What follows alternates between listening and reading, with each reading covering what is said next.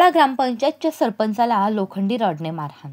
डोक्यात लोखंडी रॉड मारल्याने सरपंच निलेश देशमुख जखमी। थुंकण्याच्या कारणावरून मारहाण झाल्याची माहिती। सरपंच देशमुख यांच्या तक्रारीवरून तिघांवर गुन्हा दाखल। तर आरोपींना सुद्धा आपणास सरपंचसह तिघांनी मारहाण केल्यावरून गुन्हा दाखल। दोन्ही गट बियर बारमध्ये बसले होते दारू प्यायला। बुलढाणा जिल्ह्यातील खामगाव तालुक्यात एका सरपंचाला मारहाण झाल्याची धक्कादायक घटना उघडकीस आली आहे। खामगाव तालुक्यातील सुटाळा खुर्द येथील सरपंच निलेश देशमुख यांना लोखंडी रॉडने मारहाण करण्यात आली आहे।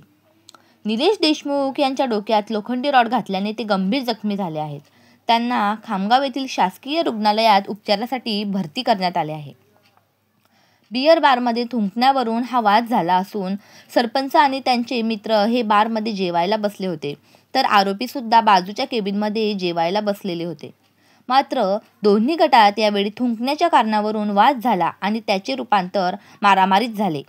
या क्षुल्लक कारणामुळे सरपंच निलेश देशमुख व दुसरा गट यांच्यात भर रस्त्यात हाणामारी झाली आहे।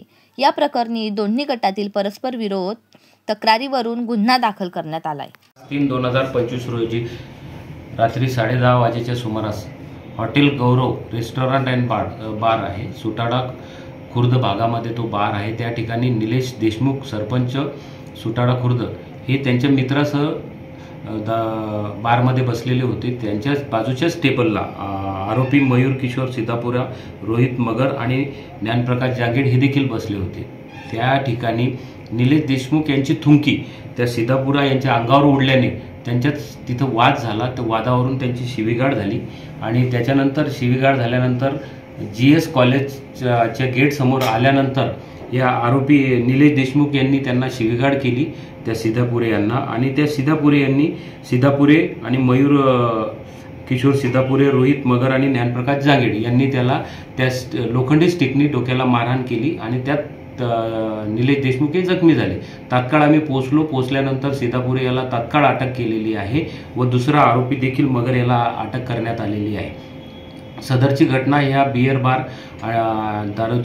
बार रेस्टॉरंटवर दारू पिण्याच्या कारणावरून दारू पित असताना थुंकी उडल्याच्या कारणावरून तत्कालीन कारणावरून घटना झाली। सदरची घटना ही कुठल्याही प्रकारे राजकीय स्वरूपाची नसून आर्थिक देवाणघेवाणीची नसून ही तात्कालिक घटना आहे।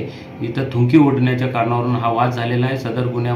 सदरच्या याच्यामध्ये निलेश देशमुख यांच्या तक्रारीवरून आम्ही भारतीय न्याय संहिता कलम 118(1), 351(2), 352 आणि 3(5) प्रमाणे दखलपात्र गुन्हा दाखल केलेला आहे व त्या सिद्धापुरे यांच्या तक्रारीवरून निलेश देशमुख व त्यांच्या साथीदारांवर अदखलपात्र स्वरूपाचा गुन्हा दाखल केलेला आहे। यातील 2 आरोपी अटक आहे।